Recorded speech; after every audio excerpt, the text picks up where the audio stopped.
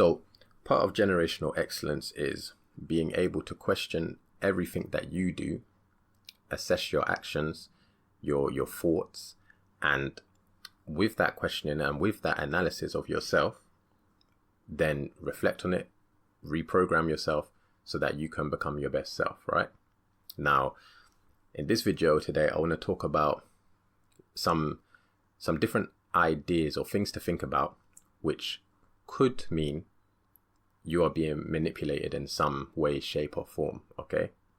Now, let's go back to the movies, or maybe it could be a real life situation for you when you were in high school or, kindergarten or whatever, and you're about to pick teams, right? You're picking teams for a sport that you're going to play. Now, you see this in the movies all the time.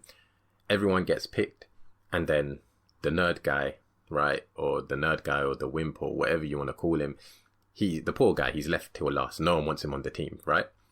Now, let's look at the reasoning why this guy is left last, okay? The reason this guy is left last is because people normally look at his track record, right? Maybe they see how he acts around the school. Maybe they see, he hasn't got the muscle to play the sport as good as the other people. And that's why they pick him last. But the key point that I want to get into here is that they pick him based on what they know about him, his actions and stuff. If that kid was to stand there and say, "No, do you know what? I'm going to do really good today," they're not really going to believe him. If that kid tells them, "Yeah, I'm going to score 10 goals today. I'm going to score 10 hoops, 10 buckets, whatever," they're not really going to believe him because he doesn't have that track record.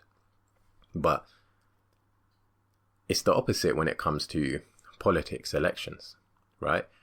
We let people stand there and tell us a bunch of stuff instead of reflecting and judging on what they've done, their track record, how much research they've done into society, how many good deeds or how many, actions they have taken to change society before they were even in that position to be elected.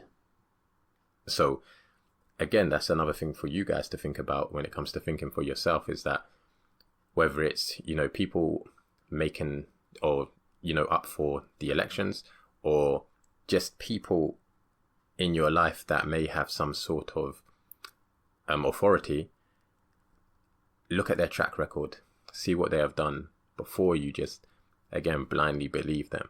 So that is one of the first areas where you could potentially just be manipulated or be programmed. The second area I want to get into is about taking sides. Now, taking sides is a very key point of how society is structured, whether, again, it's the sports teams that you support or whether it's more of your political viewpoint.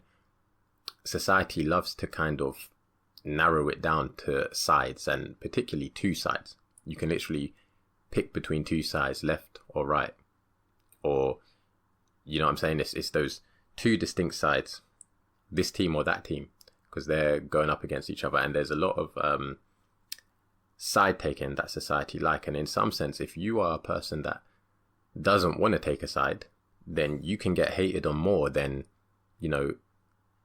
two people who are hating on each other because they have opposing sides, if that makes sense. So there's a lot of pressure for you to take one side.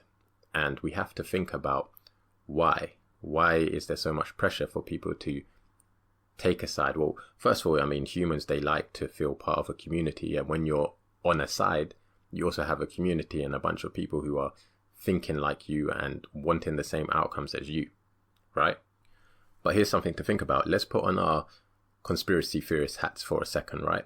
And let's pretend that the whole conspiracy that, society are trying to create a new world order, or should I say the elites are trying to create a new world order where there's a one world government and just one currency, or a kind of digital currency which can be tracked and traced by everyone that uses it, right?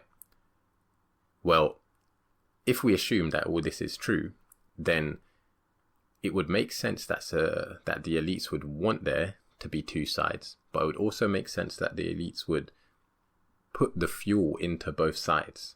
Do you understand?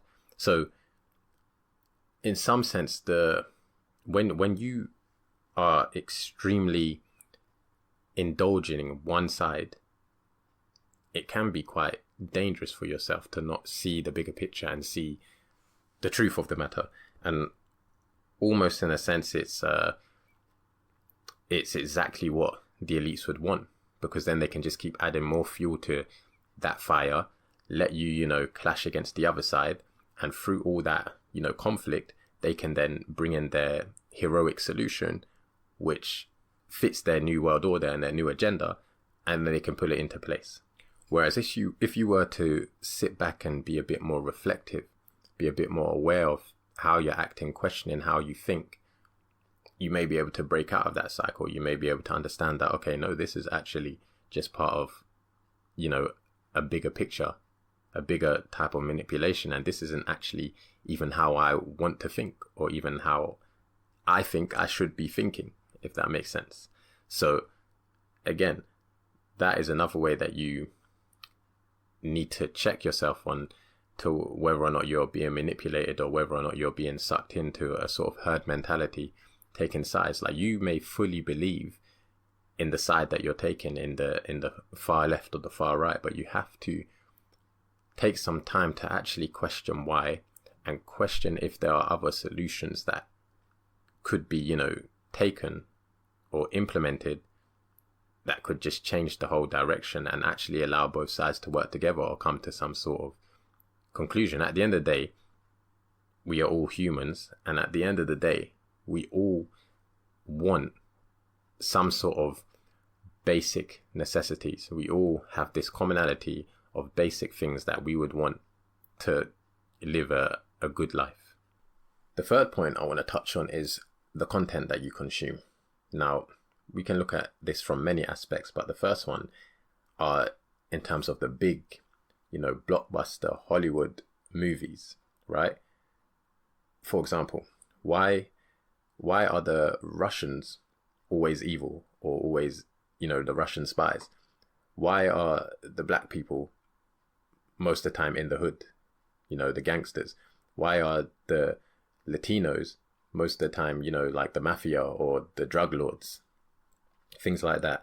These different themes that almost, in some sense, could be subconsciously programming you to view society in a certain way. And you have to step back and ask yourself, do these things that I've just grown up on and seen, watched every day, actually have an impact on how I see society? And really question it. Do you think a certain way when you see certain people?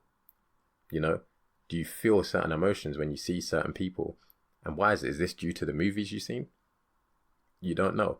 But on another level, we can look at it in terms of, the social media and the algorithms and the content that you're consuming. Now, I've spoke about this before. One of the good things about this is that you can, what I call, curate your feed. So you can purposely, search a bunch of things that you're trying to achieve or do in your life, and your feed will, again, show up with good content that is actually going to help you progress in life. But for most people, they don't do this. They just scroll mindlessly, watch a bunch of rubbish, and you have to ask yourself, is this stuff making me think a certain way? Is this stuff even good for my brain? Is it making me less focused, less aware? And all these different factors that you have to look into. And the main thing that it comes down to is just having that awareness and that knowledge and questioning yourself. That's one thing for generational excellence. Generational excellence being creating a society with more knowledge, wisdom, and opportunities than you had growing up. For that, it takes a lot of questioning and reflection, and then actioning on those reflections that you've had. So just another quick video today, but it's been a while since we made a video. We are back. Let me know in the comments any issues you want me to discuss, topics you want me to talk about, and I'll see you in the next one.